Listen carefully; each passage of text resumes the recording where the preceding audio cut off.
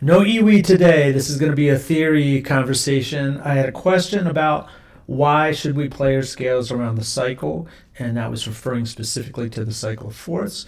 And since so many guys are like right now working in the iwi den on the major scale project, which is a great first goal, by the way, get your major scales together. I want to address this and then take it a step farther and say, like, why are we playing this list of keys specifically? Because there is a reason for it, and as a beginner, it's probably good to know the reason. So there's a little bit of backstory that we need to do. So here's the C major scale. I want to make this as easy and clear as I possibly can, right? So we're just taking a C scale and we just wrote it to B.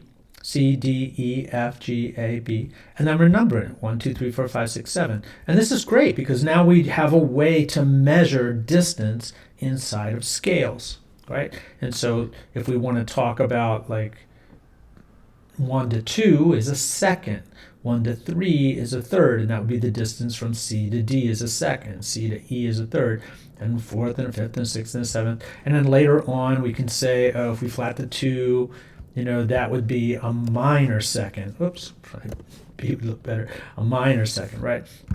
And it's a really quick way to get theory together and understand intervals. Of course, you always want to hear this stuff too, but for today we're just going to talk about it, right? So now we've got a way of measuring things. So once you play the C scale, it's like, oh, which scale should I do next? Well, I would strongly suggest you go to the fourth, right? So you go C, D, E, F, and that's the fourth note. So now you play the F scale, and right here it is. We start on C, C, D, E, F. Now we're going to play the F scale, F, G, A, B flat, C, D, E, F, E, D, C, B flat, A, G, F. And then we want to go 4 notes. So we just go 4 notes up what we just played, F, G, A, B flat. Now we're going to play the B flat scale.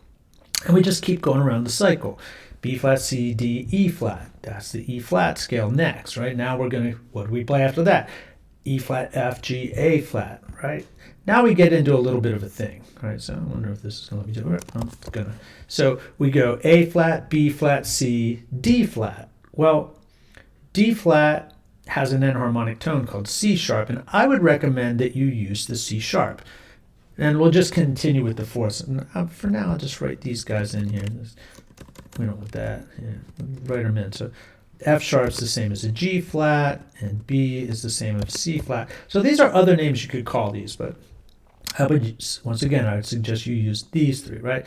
So C sharp, D sharp, E sharp, F sharp. F sharp's the fourth, right? So then F sharp, G sharp, A sharp, B. B, C sharp, D sharp, E. E, F sharp, G sharp, A, B, C sharp, D.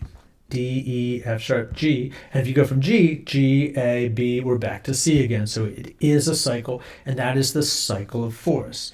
Now, I remember watching a video, some bass player was saying, like, you're not allowed to call it the cycle of fourths. It's like, well, you're a beginner. It'd be a good idea to call it the cycle of fourths. Maybe later there's a cycle of fifths, and there's a cycle of dominants, and you can call it either one or any one, and there's always advantages from seeing something from a different viewpoint. So I don't know why you have to be so strongly bent on one rather than the other, because there's uses for all of them, all right?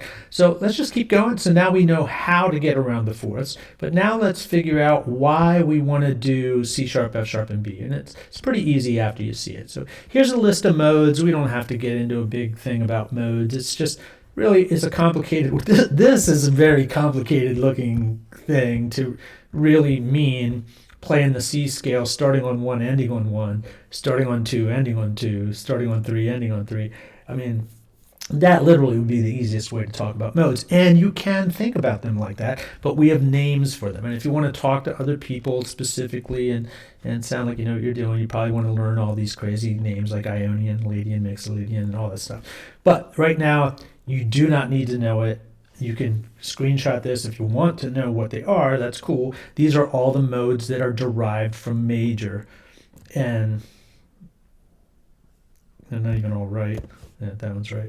Okay, so these are all the modes derived from a major scale. So if you started 1 to 1, 2 to 2, this is the list. But the only thing we want to do here is analyze the percentage of sharps and flats in the modes, right? So here's a C major scale, and we already said like the numbers 1, 2, 3, 4, 5, 6, 7. If they're unaltered, they refer to that note in position in a major scale, right? So there's no flats or sharps. Lydian is sharps the fourth, so it'd be C, D, E, F. F is the fourth, so you'd sharp it, so it'd be F sharp. That's how this works, right? So G Mixolydian, the seventh note is flat, so that would be a B flat in the key of C, right? Then Dorian has flat, 2 flats. Aeolian has 3 flats. Phrygian has 4 flats. Locrian has 5 flats. Oh, looks like Locrian's here. Okay, I remember why that's written down twice. So now let's look at this. Here's C major, or C flat major. It should be a B. Right? C flat major, so everything is flat. C flat, D flat, E flat, F flat, G flat, A flat, B flat. And let's say we have to do a scale like half diminished that adds flats, right? So if we change this to Locrian, right, we'd have to add flats to all of them, right? So it would be C flat, D double flat, E double flat, F flat, G double flat, A double flat, B double flat, and back to C flat. Yeah, let's just write that in. C flat, right? That's 1, 2, 3, 4, 5, 6, 7, 8, 9, 10, 11, 12 flats. It's a lot of flats, considering there's only 7 notes, right? So what if we wanted to do B major and turn it into B Locrian, right? B Locrian. So B major is B, C sharp, D sharp, E, F sharp, G sharp, A sharp, B, right? So it would be flat to 2, flat to 3, flat to 5, flat to 6, flat to 7.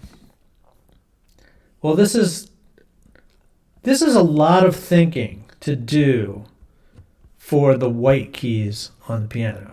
I mean, who in their right mind would think like this? I do not, ever, nor do I want to, when I can just think like this, right? So now let's go back up and look at this list. This is, I would get rid of these guys. I mean, you need to know that because sometime they're going to come up in your life. But I think when you're learning your 12 major scales, it's not the time that you need to know that. You still want to figure out what these keys are. This is the list I would highly recommend that you do. So with all of this said, we haven't addressed why to do them around the cycle of fifths. So I'm going to open up iReal Pro, and we're just going to go into the EBDen song list. This is a list of about 200 tunes that a friend and I went through, and we think it's a very good representation of the harmonic movement in the jazz idiom, right? So let's just look for fourths. So in the video that we're using, I'll put a little stack of fourths here, but so you can compare. But you can just trust me on this. F to B flat is a fourth. B flat to C is not a fourth, but E to A is a fourth, A to D is a fourth, D to G is a fourth, G to C is a fourth, C to F is a fourth. All right, so that tune worked out. That's just the first tune. Let's just go to the next tune.